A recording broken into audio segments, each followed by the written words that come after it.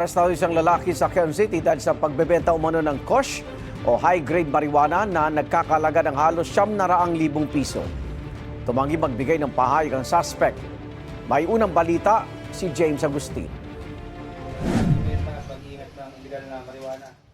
Sa kanyang inuupahang bahay sa barangay Nagkaisang Nayo, Novaliches, Quezon City, naaresto ng pulisya ang 24 anyos sa lalaki sa ikinasa nilang drug bypass operation.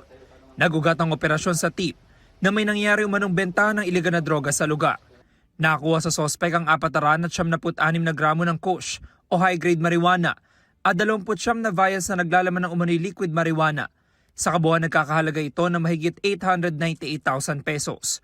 Inaalam pa raw ng pulisya ang pinaka-source ng droga. Ang kadalasang parokyano niya po ay mga kabataan lang din. At yun, pinupuntahan lang din siya sa bahay niya. Doon sila kumukuha mismo sa bahay ng suspect. Hindi po siya lumalabas. Nakakulong ngayon sa Novaliches Police Station ng suspect. Nang tanungin sa kanyang pagkakaaresto, No comment po ako, sir. Sa korte na lang po ako magsasalita. saan nagagaling yung mga droga? No comment po ako. Maharap ang suspect sa reklamong paglabag sa Comprehensive Dangerous Drugs Act. Ito ang unang balita.